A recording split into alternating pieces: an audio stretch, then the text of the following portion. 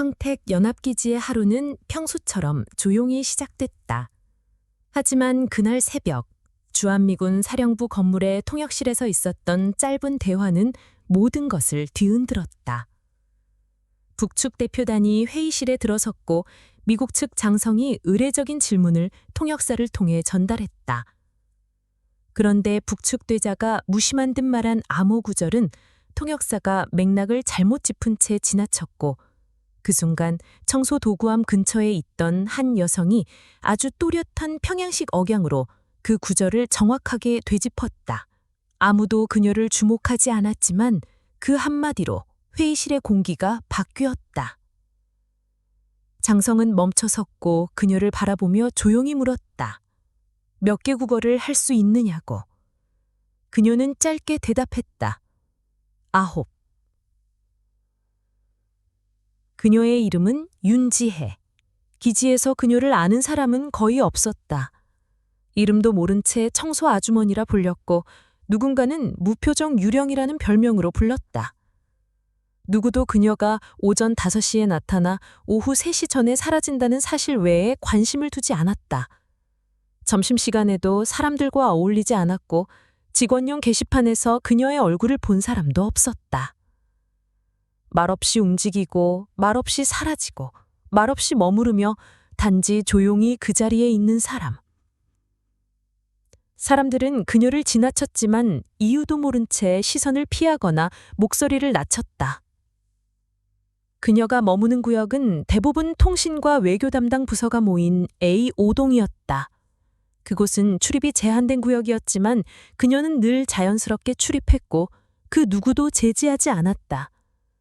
시스템상에는 그녀의 출입 권한이 등록되어 있었고 아무도 이상하게 여기지 않았다. 그냥 오래 일해서 얻은 편의쯤으로 여긴 사람도 있었다. 하지만 아무도 그녀에게 왜 그 구역만 청소하는지 묻지 않았다. 그날 미군 측에서 공식 발표한 일정에는 북측 대표단의 방한 목적이 비공식 기술협력 탐색이라고 되어 있었다. 외교 명목이긴 했지만 기밀회의가 함께 예정되어 있었고 기지 내 고위급 인물들도 움직이기 시작했다. 그러나 윤지혜에게 그 어떤 이름보다 강하게 다가온 건 대표단 명단에 적힌 한 이름이었다. 한진우 대좌. 12회 전 작전 실패로 사망 처리된 인물. 그녀는 그 이름을 모를 수 없었다. 그가 아직 살아있다는 것, 그리고 한국 땅을 밟았다는 것 자체가 비정상이었다. 그녀는 외면했다. 적어도 겉으로는. 변함없이 청소 도구를 정리하고 회의실 물품을 점검하고 그날의 청소 일정을 확인했다. 그러나 내면 어딘가에서 무언가가 움직이고 있었다. 오래도록 잊은 줄 알았던 무언가가 잊히지 않았던 채 기다리고 있었다. 기지 사람들 누구도 몰랐지만 윤지혜는 그 이름을 마지막으로 들었을 때 이스탄불에 있었다. 그날 그녀는 명령을 어기고 독단적으로 움직였고 대가로 신분을 버렸다. 이후 한국에 돌아왔지만 돌아와서도 살아있다는 것을 증명하지 않았다. 모든 것이 조용했지만 그녀는 알았다. 그날 이후 기지의 공기가 조금씩 달라지고 있다는 걸. 누군가는 움직이고 있었고 누군가는 침묵 속에서 신호를 기다리고 있었고 그리고 아무도 듣지 못했던 그 신호를 그녀는 듣고 있었다. 왜냐하면 그것이 그녀의 일이었기 때문이다. 누구보다 조용히, 누구보다 깊게, 누구보다 오래 들을 수 있는 귀를 가진 사람. 누구도 눈치채지 못한 위험의 조각이 그녀의 일상 속에 파고들고 있었다. 그녀는 사무실로 가지 않았고 누구에게도 보고하지도 않았다. 대신 그녀는 그날 오후 통역 담당 사무실 근처의 자료 폐기함에서 3장의 문서를 꺼냈다. 어제 회의에서 사용된 요약 통역본이었다. 그녀는 모두 외워두었다. 한국어, 질본어, 페르시아어로 작성된 각 문서는 다른 주제처럼 보였지만 하나의 공통적인 특징이 있었다. 같은 문장 구조, 같은 문법 오류, 같은 구동사의 반복. 겉으로 보기엔 단순한 번역 실수였지만 그녀는 그것이 의도된 것임을 한 번에 알아챘다. 그것은 메시지였다. 명확하고 일관된, 그러나 소수만이 해독 가능한 언어 코드. 실제 의미는 인도적 지원이 아니라 위치 좌표였고 분산된 명령이었다. 단어 하나가 누군가에게 보내는 신호였고 동시에 또 다른 누군가에겐 경고였다. 누군가 이 기지를 지켜보며 내부 시스템을 시험하고 있었고 한진우는 그 중심에 있었다. 그녀는 확신했다. 그가 다시 나타난 이유는 단순하지 않았다. 그날 밤 그녀는 기지 근처 오피스텔의 방으로 돌아갔다. 방 안은 언제처럼 정돈되어 있었고 가족 사진 하나 없이 비어 있었다. 그녀는 조용히 조명도 켜지 않은 채 바닥을 바라보았다. 자신이 다시 움직이게 될 날이 올 줄은 몰랐다. 하지만 오래도록 묻어두었던 그 감각이 다시 깨어나고 있었다. 자신을 감췄던 모든 이유가 더 이상 유효하지 않을지도 모른다는 생각이 밀려왔다. 그리고 그녀는 이해했다. 왜 그날 아침 아무도 듣지 못한 말이 그녀의 귀에만 들어왔는지, 왜 누군가의 작은 실수가 그녀에겐 전술 신호처럼 느껴졌는지. 그건 본능이었다. 듣는 삶을 살아온 사람만이 알아챌 수 있는 침묵의 방향. 그리고 지금 그 침묵은 위험 쪽으로 기울고 있었다. 다음 날 아침 윤주애는 늘 하던 대로 기지에 도착했다. 출입증은 여전히 유효했고 청소구역도 변함없었다. 하지만 내부 분위기는 어제와 달랐다. 외부 경비가 한층 강화되었고 회의실 주변에는 낯선 얼굴들이 더 많아졌다. 고위급 회의가 예정되어 있는 날이었다. 북측 대표단과 나토군 관계자들이 동시에 기지 내에서 접촉할 예정이었고 이미 관련 문건들은 오전 일찍부터 오가고 있었다. 그녀는 구역 배정을 확인했다. A5동 3번 복도, 회의실 바로 옆. 기록상으로는 단순한 청소 순원 배정이었다. 그러나 그녀는 알았다. 우연이 아니었다. 그녀는 구역을 돌며 익숙한 루틴을 반복했지만 모든 감각은 회의실 벽 너머에 집중돼 있었다. 복도는 조용했고 근무 중인 군인들은 그녀를 신경 쓰지 않았다. 경계심 없는 시선들이 그녀를 그냥 청소하는 사람으로 받아들였고 그건 그녀에게 가장 필요한 조건이었다. 문 너머에서 들려오는 목소리는 또렷했다. 미국 측 대표는 일정한 어조로 회견을 이끌었고 북측 대좌는 간결하게 응수하고 있었다. 그리고 그 중간에 어제와 같은 젊은 통역사의 목소리가 섞였다. 그녀는 특전 구절에 집중했다. 북측 대좌가 전력 배치의 순화한이라는 표현을 사용했다. 겉으로 보기엔 단순한 기술 용어였지만 그는 구시대적 표현 방식으로 그 말을 말했다. 냉전 시절 구소련에서 사용하던 문장 구조와 단어 선택이었다. 그런 식의 조합은 실무자들 사이에서도 더 이상 쓰이지 않으며 교과서에서도 사라진 형태였다. 더욱 심각한 것은 통역사가 그 말을 잘못 전달한 것이었다. 중요한 동사를 잘못 바꿔 의미 자체가 왜곡되었고 상황을 잘 아는 사람만이 그 차이를 감지할 수 있었다. 그녀는 멈췄다. 머릿속에서 어젯밤의 분석 내용이 다시 떠올랐다. 그 말투와 문법은 단순한 언어 선택이 아니었다. 그것은 신호였다. 냉전 시절 정보전에서 사용되던 일종의 언어 트리거. 특정 구문이 특정 시간대에 송신되면 수신자 쪽에서는 그것을 지령으로 해석하도록 프로그램되어 있었다. 그 구조를 그녀는 이전에 3번이나 본 적이 있었다. 리비아 트리폴리, 체코 프라하, 그리고 마지막은 독일 베를린.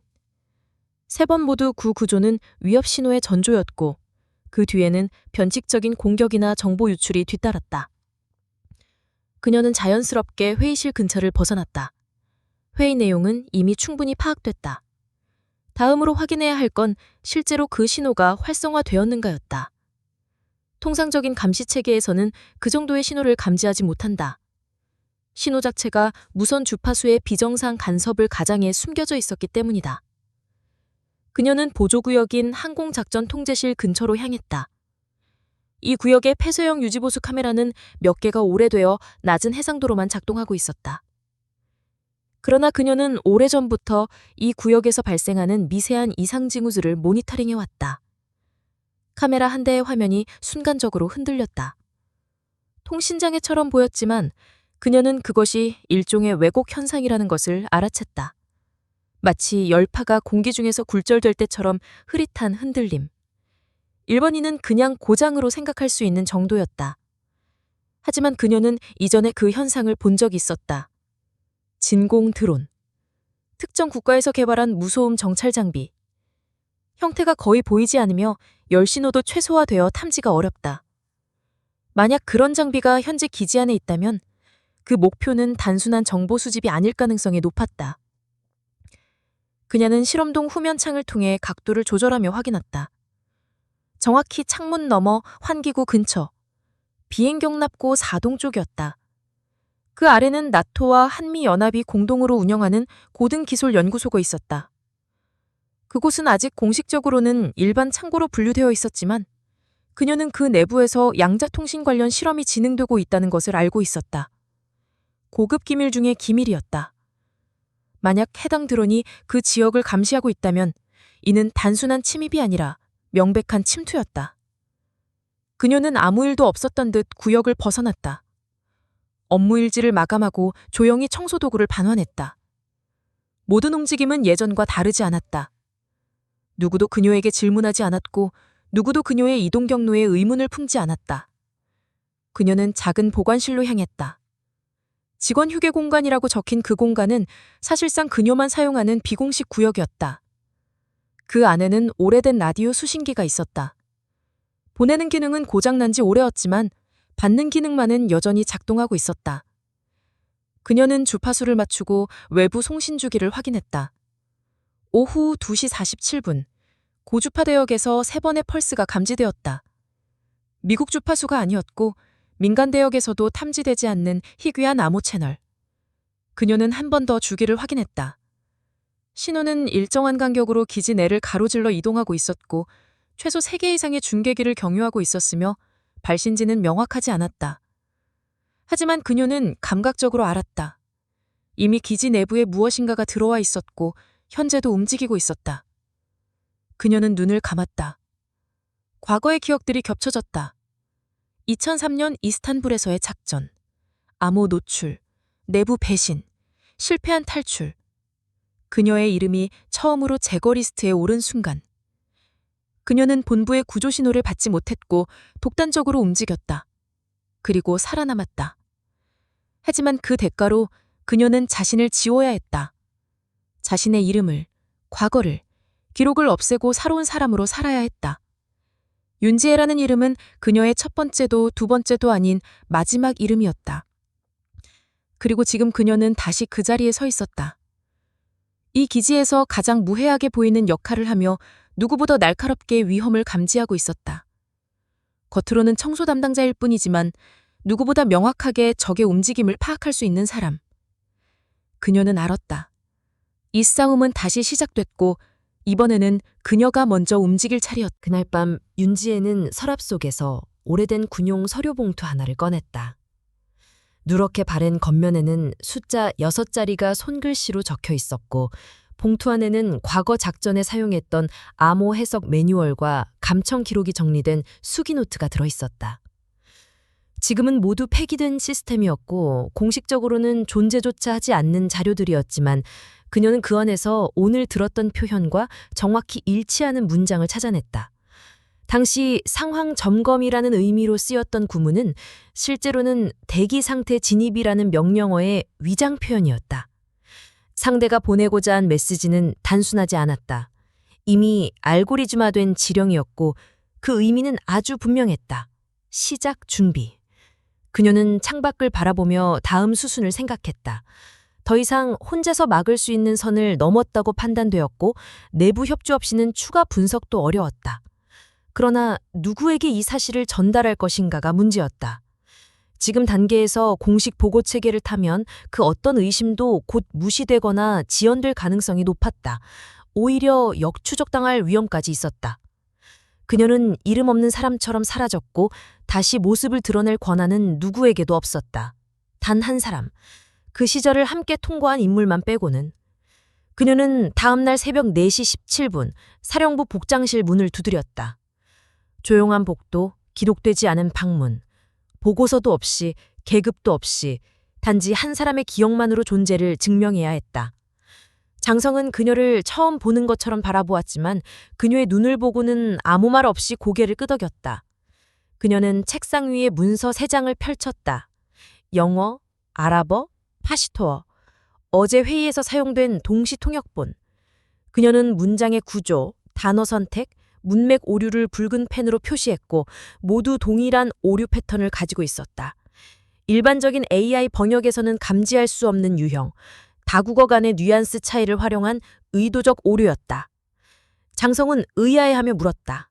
이 문서를 어떻게 구했는지. 그녀는 조용히 답했다. 직접 들었다고. 복도 벽 너머에서 물걸레질하며.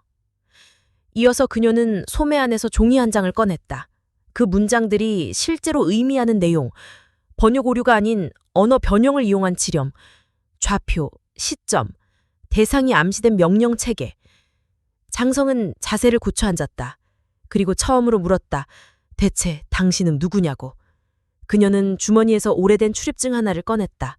검게 바랜 모서리, 지워진 인쇄, 중앙정보부 언어정보과, 알파6 등급.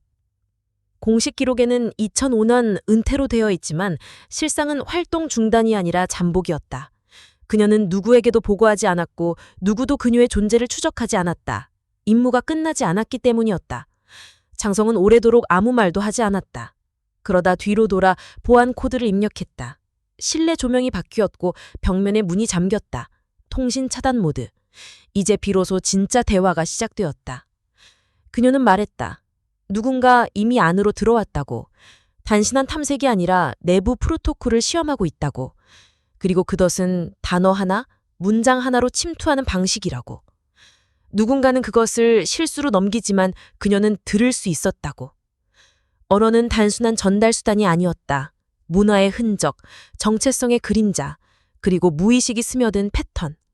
단어가 흔들릴 때 그 안의 목적도 함께 흔들리는 법이었다. 그녀는 그 흔들림을 감지할 수 있었다. 장성은 더 이상 의심하지 않았다. 그는 책상 서랍을 열어 검은 봉투 하나를 꺼냈다. 봉투 안에는 드론 열 형상 지도, 실시간 정찰 이미지, 그리고 이틀 전부터 포착된 이상 열원 기록이 들어있었다. 모두 경락고 12체벌은 근처. 송신경로를 추적했지만 3번이나 튕겨나갔고 위치 고정이 불가능했다. 전파 차단도 쉽지 않았다. 일반 우선 드론이 아니었다. 조종 방식이 불분명했고 위장 기술이 적용된 형태, 미국 기술도 아닌 한국 기술도 아닌 제3국 기종이었다. 그녀는 조용히 지도를 확인했다. 12시 경락고, 오래된 보관 창고, 그곳에 무엇이 남아있는지를 물었다. 장성은 잠시 망설이다 말했다. 퇴역된 RQ나 9리퍼, 3대 중 2대는 해체되었고 1대는 거의 작동 불능 상태. 그녀는 미소도 없이 말했다. 그럼 아무도 의심하지 않을 거라고. 그날 밤은 정락고 12C는 비공식 점검이라는 명목으로 임시 폐쇄됐다. 몇몇 기술자들이 이동했지만 실제로 내부에 진입한 사람은 단 2명뿐이었다. 윤지혜와 작전 보안 담당관. 그녀는 그 기체를 열고 측면 제어 패널을 찾았다. 이미 알고 있는 번호를 입력했다. 20년 전 본인이 직접 설계한 보조 프로토콜. 그 암호는 여전히 유효했다. 제어기 시스템이 살아났고 내부 전원이 연결되었다. 통제권은 완전히 그녀에게 돌아왔다. 그녀는 공대 기기 창고에서 남아있던 전자기 펄스 장비 하나를 가져왔다. 지금은 국제협약에 따라 금지된 장비였지만 작동에는 문제가 없었다. 그녀는 수동 조준 모드로 전환한 뒤 작동 시간을 계산했다. 17초. 발사 직후 드론은 반응할 것이고 고도 상승과 함께 데이터를 전송하려 할 것이다. 그 전에 도달해야 했다. 실패는 곧 유출이었다. 그녀는 지상 통제 장치를 조작했다. 기체가 부드럽게 이륙했다. 실시간 화면에는 열 신호가 작게 떴다. 경락고 반대쪽, 그 위치. 발신 장치는 여전히 그 자리에 있었고 움직이지 않았다. 단순한 관찰이 아니라 송신 대기 상태. 기체가 가까워질수록 상대 드론이 움직였다. 상승 시도, 그러나 늦었다. 리퍼의 펄스가 정확히 중심을 타격했고 아무 소리 없이 신호가 끊겼다. 열 화상은 0으로 떨어졌다. 데이터 전송은 실패했고 침입은 종료되었다. 통신실 내부 모두가 침묵했다. 장성은 숨을 길게 내쉬었다. 그녀는 장갑을 벗어 쓰레기통에 버렸다. 임무는 끝났다. 적어도 이번. 그날 저녁 윤지혜는 정문 근처의 외교 행정동으로 발걸음을 옮겼다. 경납고 작전은 완료되었고 공식 기록에는 아무 일도 없던 날로 남을 것이다. 하지만 그녀는 알고 있었다. 상대는 단순히 물러나지 않는다는 걸. 침투는 실패했지만 그 정보는 누구보다도 빠르게 반응할 누군가에게 닿았을 것이다. 다음 수는 이미 준비 중일 가능성이 높았다. 그리고 그 중심에 여전히 한진우가 있었다.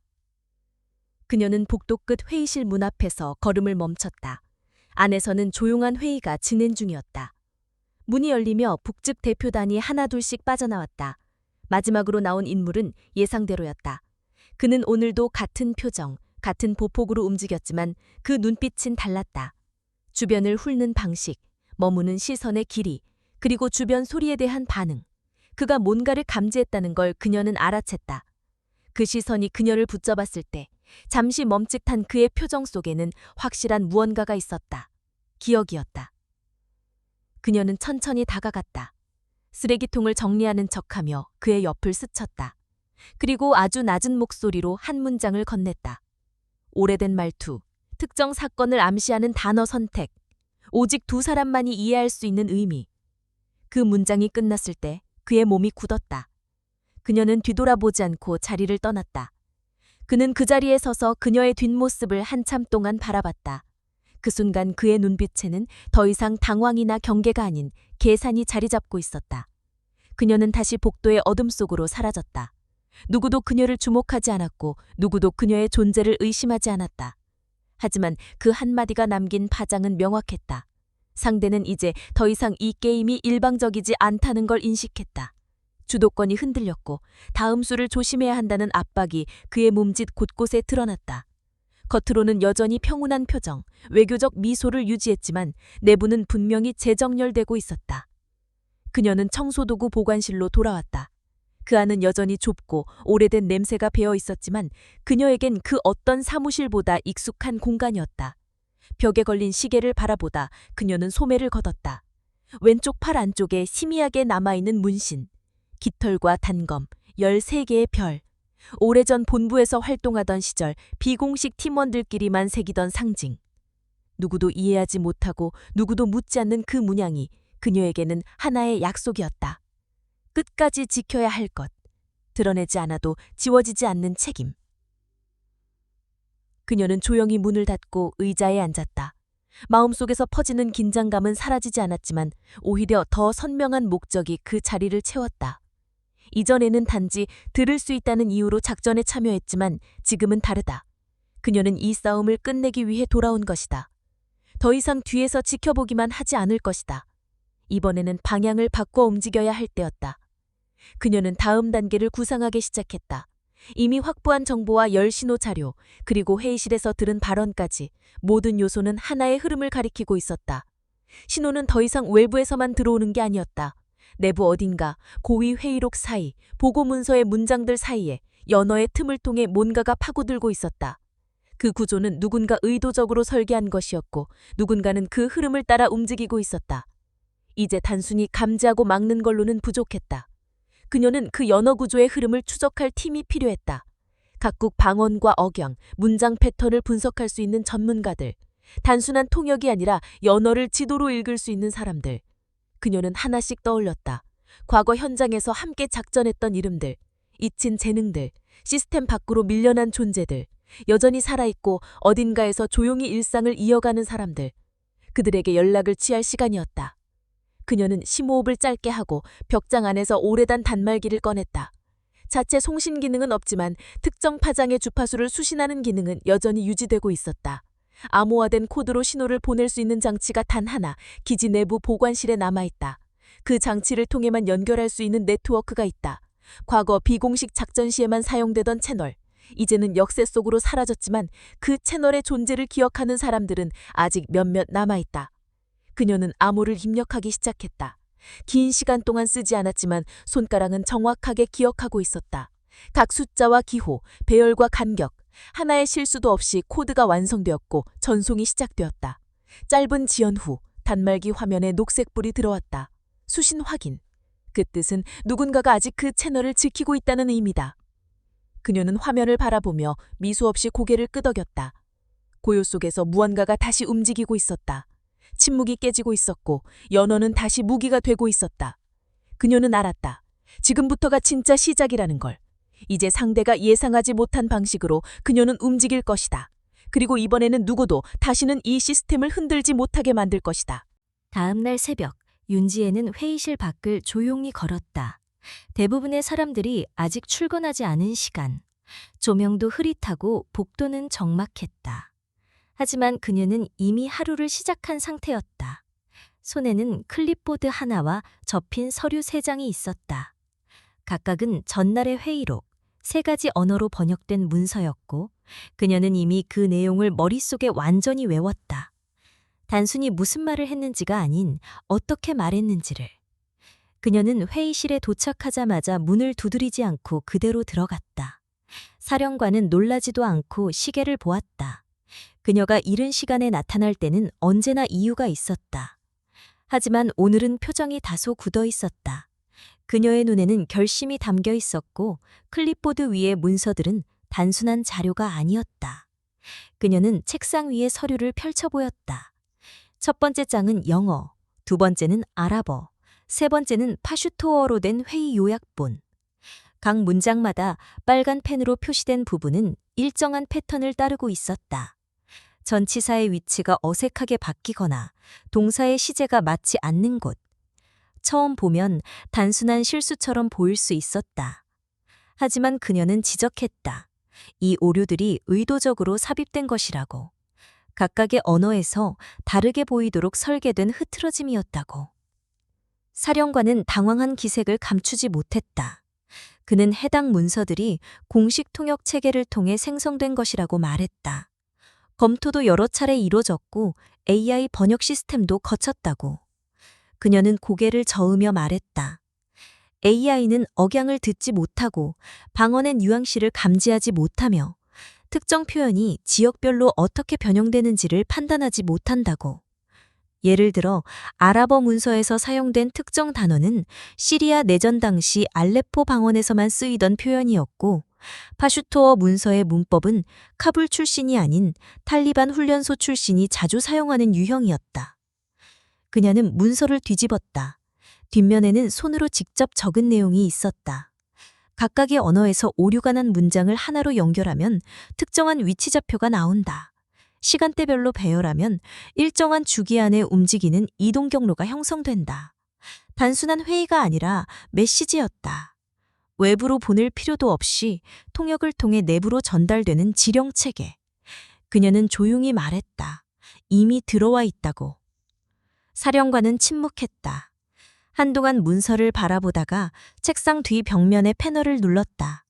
조명이 붉은색으로 바뀌고 사무실의 문이 자동으로 잠겼다. 보안 회의 모드. 그는 낮은 목소리로 물었다. 무엇이 필요하냐고. 그녀는 간단히 답했다. 감청 자료, 기진의 통역 로그, 다국어 회의록 전수조사 권한, 그리고 자신이 이끄는 분석팀. 그날 오후 사령부의 극비 작전 회의가 열렸다. 참석자는 10명도 되지 않았고 그중 절반은 얼굴조차 제대로 드러나지 않았다. 윤지혜는 회의실 한가운데에 서서 데이터를 설명했다. 그녀는 화면에 언어 구조표를 띄웠다. 같은 의미의 문장이지만 서로 다른 억양과 단어 선택을 통해 완전히 다른 지역의 말투처럼 보이도록 조작된 구조. 그녀는 말했다. 이건 기계가 구별할 수 없다고.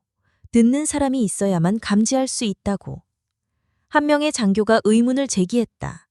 모든 문서를 AI로 스캔하고 보안 필터를 통과시켰는데 왜 걸러지지 않았냐고. 그녀는 그를 바라보며 조용히 대답했다. 그건 글을 읽었기 때문이라고. 듣지 않았기 때문이라고. 언어는 글자 이전의 소리였고 의미는 억양 안에 숨어 있었며 의도는 선택된 방언에 드러났다고. 사령관은 고개를 끄덕였다. 그는 자리에서 일어나 발표를 마무리했다. 오늘부로 새로운 전담 조직을 구성한다고. 명칭은 전략 언어 감시반. 모든 다국적 회유록, 교신 기록, 통역 로그를 수집하고 그 안에 패턴을 분석할 조직. AI로 잡히지 않는 인간 중심의 위협 분석. 그리고 그 책임자는 윤지혜라고. 그녀는 작전 지휘관이 아니라 듣는 자로서 이 작전을 주도하게 될 것이라고. 그 순간 뒷자리에 앉아있던 한 장교가 의의를 제기했다. 그녀는 정식 계급도 없고 군복조차 입지 않았다고. 명령 계통에 똑하지 않는 사람에게 어떻게 지휘권을 줄 수 있냐고. 사령관은 조용히 봉투 하나를 열었다. 오래된 작전 기록. 베를린 1987년. 화력 없는 지역에서 3명의 인질 구출. 6개 언어를 일시간으로 활용해 협상 성사. 그녀는 총을 쏘지 않았지만 단어 하나로 전황을 뒤집은 인물. 그는 말했다. 그 정도를 해낸 사람이라면 이제부터는 지휘관 윤이라고 부르라고. 그날 오후 그녀는 새로운 출입증을 받았다. 검은 바탕에 은색 문양, 깃털과 마이크, 그리고 빈 원이 교차된 상징. 누구도 설명하지 않았지만 모두가 이해할 수 있는 의미. 단어와 단어 사이를 지켜보는 사람. 그녀는 출입증을 보관실에 넣고 조용히 자리에서 일어났다. 다음 단계는 이제 그녀가 만드는 것이었다. 이 전장은 소리 없는 침투였고 그녀는 가장 깊숙한 곳에서 그것을 막는 유일한 사람이었다.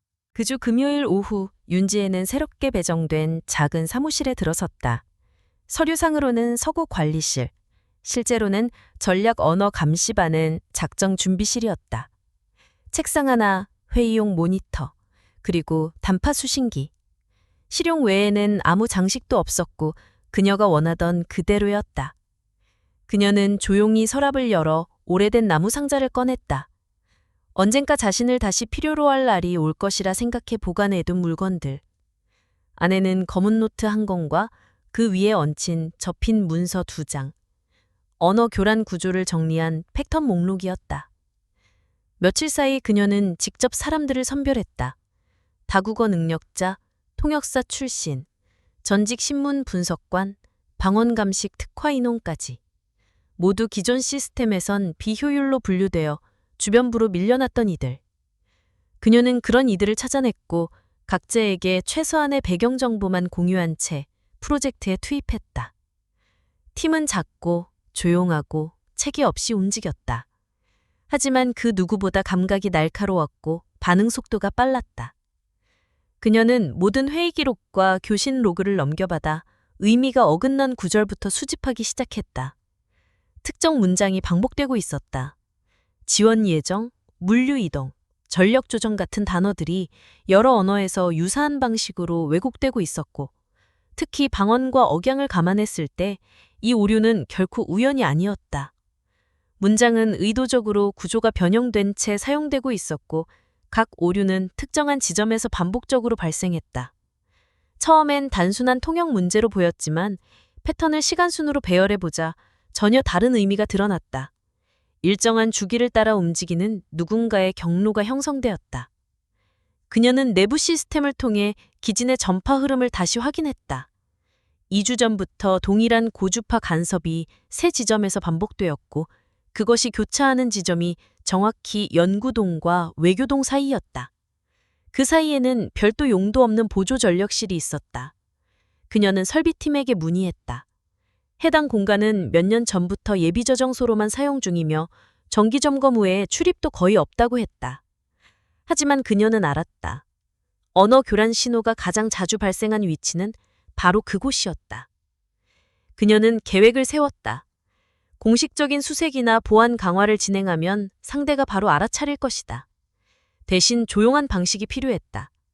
무언가를 직접 건드리는 것이 아니라 상대의 움직임을 한 발 앞서 예측해 대응하는 것. 그녀는 팀원 2명을 별도로 불러 과거에 사용하던 언어교란 감지 알고리즘을 수동으로 조정하게 했다. 그 알고리즘은 이미 시스템에서 삭제된 상태였지만 그녀는 노트에 기록해둔 코드를 기반으로 다시 보관해냈다. 24시간 내에 결과가 나왔다. 수신되는 교신 중 일부가 특정 시간에만 미세한 지연을 보이고 있었고 해당 시점에 발송되는 보고서는 모두 비슷한 구조적 오류를 포함하고 있었다. 누군가 내부 시스템을 이용해 암호화된 메시지를 위장된 언어로 삽입하고 있었고 그것이 정식 보고 체계를 통해 전달되고 있었다.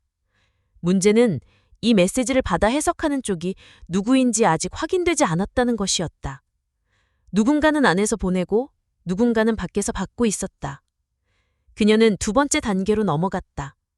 수신 측의 반응에 추적하기 위해 내부 신호 흐름을 변경할 필요가 있었다. 그녀는 통신 담당 부서와의 협조하에 일정 구간의 라우팅 코드를 일부 우회시켰다. 표면상으로는 유지보수 작업이었고 누구도 의심하지 않았다. 이렇게 마련한 신호 차단 구간은 한시적으로 특정 메시지의 송출을 차단하거나 지연시킬 수 있었다. 그 결과 이틀 뒤 한 건의 보고가 누락되었고 몇 시간 뒤 그와 관련된 통역사가 갑작스럽게 전근 요청을 냈다. 그녀는 그 요청을 승인하지 않고 보류했다. 대신 그 통역사의 지난 3달간의 활동 기록을 재검토했다. 사용한 언어, 참여한 회의, 번역한 문장 모두 다시 분석했다. 반복되는 어휘 채택, 자주 사용하는 구문, 어색한 문장 구조. 그는 모든 보고서에서 유사한 오류 패턴을 보여줬고 그것이 전체 패턴의 중심부에 위치하고 있었다. 더 이상 우연이라 볼 수 없었다. 그녀는 그 정보를 곧바로 사령관에게 전달했다. 구체적인 증거는 부족했지만 충분히 개연성 있는 분석이었다. 사령관은 말을 아꼈지만 눈빛은 달라져 있었다. 그리고 그날 저녁, 문제의 통역사는 본국으로 송환되었다. 공식적인 이유는 인사순환, 비공식적으론 그에 대한 보고서가 바로 브뤼셀 본부에 전달되었다. 사건은 언론에도 나오지 않았고 누구도 이유를 설명하지 않았다. 하지만 기지 내부는 달라졌다. 회의실의 공기가 조금 더 조용해졌고 통역사들의 태도가 조심스러워졌다. 교신 로그는 더욱 정밀하게 기록되었고 AI 통역 시스템은 보안 패치를 거쳐 억양 분석 모듈이 추가되었다. 변화는 빠르지 않았지만 방향은 분명했다. 그리고 그 중심에는 윤지혜가 있었다. 그녀는 여전히 눈에 띄지 않았고 이름도 전면에 드러나지 않았다. 하지만 이제는 누구도 그녀를 청소하는 사람으로 보지 않았다. 조용히, 그러나 명확히 그녀는 모든 흐름의 축을 쥐고 있었다. 일요일 새벽, 윤지혜는 기지 서쪽 끝 지하 회의실에 도착했다. 보안 출입증을 스캔하고 문을 통과한 그녀는 이미 모든 것을 정리해 놓은 상태였다. 문서 더미도 없었고 발표 자료도 없었다. 단 하나, 얇은 회색 폴더 안에 들어있는 보고서 하나. 그녀는 조용히 자리로 나아갔다. 방 안에는 기지 내 핵심 장교 5명과 연합정보국 파견 분석관 2명이 앉아 있었다. 모두 표정을 숨기고 있었지만 긴장감은 감춰지지 않았다. 그녀는 천천히 폴더를 열었다. 그 안에는 지난 한 달간 수집된 언어 왜곡 패턴, 각국 회의에서 발생한 동일한 구조의 번역 오류, 특정 발언에서 반복된 억양의 이상 현상, 그리고 그로부터 유도된 지점 좌표와 시간대가 정리되어 있었다. 각각은 별개의 사건처럼 모였지만 연결해보면 하나의 흐름이 완성되었다. 단어 하나, 억양 하나가 전체 정보를 휘게 만들고 결과적으로 통신망의 흐름을 뒤틀고 있었다. 그녀는 말했다. 이건 외부 침투가 아니라 내부에서 이미 시작된 작업이라고. 누군가가 소리 없이 체계를 시험하고 있고 그 한계가 어디까지 허용되는지를 분석하고 있다고. 언어를 이용한 침투는 공격이 아니라 탐색이며 공격은 그 다음에 온다고. 지금은 단지 그들이 걸을 수 있는 거리와 시간, 깊이를 재고 있을 뿐이라고. 한 장교가 물었다. 어떻게 이런 걸 감지할 수 있었는지. 우리는 모든 문서를 시스템으로 검토했고 문제를 찾지 못했다고. 그녀는 고개를 들었다. AI는 발음을 분석하지 않고 억양을 저장하지 않으며 문법만을 기준으로 문장을 평가한다고. 하지만 같은 단어도 어떤 억양으로 말하느냐에 따라 의미가 달라지고 어떤 지역의 사람이 쓰느냐에 따라 전혀 다른 뉘앙스를 가질 수 있다고. 그녀는 예를 들었다. 최근 회의에서 한 중동 장교가 말한 표현이 시리아 방언이 아닌 트란스 지역 특유의 어휘라는 점. 기계는 이를 무시했지만 그녀는 단박에 알아챘다고. 분사관 중 한 명이 조용히 물었다. 이런 정보를 어떻게 축적했는지. 그녀는 대답하지 않았다. 대신 손가락으로 폴더의 상단에 그려진 문양을 가리켰다. 깃털, 마이크, 빈 원. 의미를 아는 사람은 알았다. 언어를 듣는 것이 단순한 기술이 아니라 전장의 감각이라는 걸. 회의는 더 이상 진행되지 않았다. 사령관이 자리에서 일어났다. 새로운 지침이 내려졌다. 전 기진의 다국어 회의와 교신은 전략 언어 감시반의 검토를 먼저 거쳐야 하며 공식 통역 기록은 억양 포함 원본 저장을 의무화하고 교차 언어 검증 절차를 신설한다는 내용이었다. 그리고 이 감시반의 정식 명칭은 언어 기반 위협 탐지셀. 모든 통신과 정보 흐름의 사각지대를 언어를 통해 감시하는 특수조직. 그 중심에는 윤지혜가 있었다. 회의 후 그녀는 사무실로 돌아왔다. 한숨 돌릴 시간도 없이 다음 업무에 착수했다. 팀은 이미 분할 작업에 들어갔고 각자 지정된 언어군에 따라 패턴 분석을 시작하고 있었다. 분석은 시간이 걸렸지만 결과는 확실했다. 오류는 단순한 실수가 아니었고 정확한 의도 아래 배열되어 있었다. 메시지는 단편적으로 흩어져 있었고 그것들을 조립하는 일은 이제 그녀의 팀이 맡았다. 며칠이 흐르자 기지 내부에서 소문이 돌기 시작했다. 예전엔 청소하던 사람이 회의실에서 명령을 내리고 있다는 이야기. 누군가는 그녀가 본청 소속이었고 또 누군가는 그녀가 유령이라고 했다. 모두 확인되지 않은 이야기였지만 누구도 대놓고 부정하지 않았다. 그녀가 지나가면 통역사들이 조용해졌고 장교들이 길을 비켰다. 누군가는 처음으로 그녀에게 자의를 권했고 그녀는 조용히 거절했다. 대신 팀원들에게 자리를 내주었다. 그녀에게는 늘 그래왔듯 조용한 구석이 가장 편안한 자리였다. 어느 날 저녁 신입 분석관 하나가 그녀에게 조심스럽게 물었다. 이렇게 늦게 돌아오게 된 이유가 무엇인지. 그녀는 잠시 침묵하다가 말했다. 어느 날 잘못된 억양을 들었다고. 말은 맞았지만 말투가 틀렸고 그 순간 자신이 다시 있어야 할 자리를 깨달았다고. 그녀는 덧붙였다. 오랫동안 귀를 기울이다 보면 언젠간 침묵도 방향을 가진다는 걸 알게 된다고. 분석관은 고개를 끄덕였다.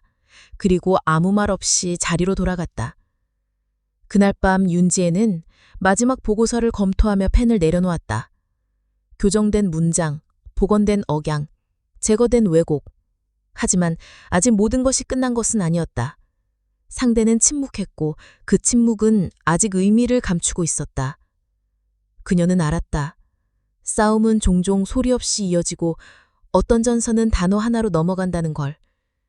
그리고 그걸 듣는 사람이 있을 때만 전선은 지킬 수 있다는 걸. 다음 날 새벽 관리동 청소팀이 평소처럼 라커룸 앞에 모여 있었다. 그들은 익숙한 습관처럼 문을 두드리기 전 잠시 기다렸다. 하지만 문은 열리지 않았고 그 자리에 있어야 할 사람도 보이지 않았다. 한참을 서성이던 직원 중 누군가가 조심스레 말했다. 아마 오늘은 휴무일일지도 모른다고. 모두 고개를 끄덕였지만 그들 스스로도 확신하지 못하고 있었다. 수년 동안 단 하루도 빠지지 않았던 그녀의 빈자리는 너무 조용했다. 같은 시간 본관 중앙통제동 복도에선 검은색 비행복 차림의 여성이 천천히 걸어가고 있었다. 손에는 더 이상 걸레도 쓰레기 봉투도 없었다. 오직 출입증과 서류 하나. 그녀의 얼굴을 아는 사람들은 자동으로 길을 비켜주었다. 명령을 받은 것도 규정에 적힌 것도 아니었다. 단지 모두가 알고 있었기 때문이었다. 이 사람은 아무도 못 듣는 걸 듣고 아무도 모르는 걸 아는 사람이라는 것을. 그녀는 중앙통제실에 도착하자 보안문을 통과했다. 내부엔 이미 그녀가 선발한 분석팀이 자리를 잡고 있었다. 각자의 언어별 패널 앞에 앉은 그들은 다국적 회의록, 통신 로그, 음성 파일을 정밀하게 분석하고 있었다. 방언의 억양, 어휘의 위치, 억지스럽게 보정된 문법까지. 그들은 이제 단순한 분석가가 아니라 침투와 위장을 언어로 감지하는 감시자들이었다. 그녀는 자신의 자리에 앉았다. 책상 위에는 다른 사람들과 마찬가지로 아무 장식도 없었다. 단파 수신기, 문서함, 그리고 맨 아래 서랍 속에 넣어둔 오래된 나무 상자 하나. 그녀는 상자를 꺼내지 않았다. 그건 기억이 아니라 경계였고 자신이 왜 여기 있는지를 잊지 않게 해주는 침묵의 알림이었다. 보고가 하나 들어왔다. 최근 북쪽 접경 지역에서 교신 오류가 잦아졌고 회의록 내용 중 동일 문장이 새 언어에서 똑같은 위치에 왜곡되어 기록되었다는 내용이었다. 일반 분석 시스템은 오류를 데이터 손실로 판단했지만 그녀는 단번에 그 구조가 동일한 사람에 의해 만들어졌음을 파악했다. 문장의 구조, 억양 패턴, 시간 간격. 이건 단순한 우연이 아니었다. 상대는 아직 시도하고 있었고 아직 끝나지 않은 것이었다. 그녀는 팀원들에게 짧은 지시를 내렸다. 각국 방언 비교 분석 강화, 억양 음성 정렬 자동화 알고리즘 보완, 그리고 나머지 사람들에겐 한마디 덧붙였다. 지금 들리지 않는 말 속에 가장 큰 정보가 숨어 있다고. 모두 고개를 끄덕였고 다시 자리에 앉아 헤드셋을 썼다. 그녀는 그들을 바라보며 천천히 숨을 고르며 앉았다. 그날 저녁 군의 식당 복도에선 그녀를 마주친 병사 한 명이 조심스레 다가와 말을 건넸다. 자신도 언어학 전공 출신이며 나중에 저런 조직에서 일해보고 싶다고. 그녀는 말없이 그의 얼굴을 바라보다가 짧게 한마디만 남겼다. 말보다 중요한 건 침묵을 듣는 일이라고. 그는 잠시 멈췄다가 조용히 고개를 숙였다. 그녀는 뒤돌아보지 않고 복도를 걸어 나갔다. 한밤중 기지 외곽의 작은 휴게실. 그녀는 단파수신기 앞에 앉아 주파수를 조정하고 있었다. 어디선가 희미하게 겹쳐진 신호가 잡혔다. 아무 의미 없는 잡음처럼 들렸지만 그녀는 몇 초 만에 패턴을 감지했다. 세 문장의 억양이 반복되었고 그 사이 간격이 정확히 2.7초. 그것만으로도 충분했다. 그녀는 메모지에 시간과 문장 조합을 적고 다시 주파수를 끊었다. 다음날 팀에게 분석을 맡길 예정이다. 아직도 상대는 조심스럽게 움직이고 있었다. 그녀는 자리에서 일어났다. 그리고 서랍을 열어 오래된 나무 상자를 꺼냈다. 잠시 손끝으로 상단의 문양을 따라 그었다. 깃털과 단검, 그리고 13대의 별. 그 문양은 더 이상 조직의 상징이 아니었다. 이제는 살아남은 이들이 자신을 기억하게 해주는 상징이었고 조용히 이어진 약속의 표식이었다. 그녀는 상자를 서랍에 다시 넣었다. 그리고 조명을 끄고 복도를 따라 걸어갔다. 어느 누구도 그녀를 불러 세우지 않았고 어느 누구도 그녀를 모른 척하지 않았다. 그녀는 여전히 평범해 보였고 조용했고 사람들 속에서 눈에 띄지 않았다. 그러나 모두가 알았다. 누군가 이 모든 것을 지켜보고 있다는 것을. 누군가 말과 말 사이의 균열을 듣고 문장과 억양 사이에 낯선 숨결을 기억하고 있다는 것을. 그녀는 늘 그래왔듯 끝까지 이름을 말하지 않았다. 누구도 그녀의 이름을 큰 소리로 부르지 않았고 그녀도 그것을 원하지 않았다. 그러나 이제 사람들이 그녀를 바라볼 때 더 이상 청소부로 여기지 않았다. 누군가는 조용히 말했다. 저 사람은 전쟁을 끝낸 게 아니라 전쟁이 시작도 되기 전에 막은 사람이라고. 세상이 점점 더 빠르게 변하고 말들이 점점 더 가볍게 흘러가는 시대였다. 진심보다 속도, 내용보다 표현이 중요해진 세상 속에서 그녀는 여전히 천천히 듣고 조용히 기억하며 묵묵히 지키고 있었다.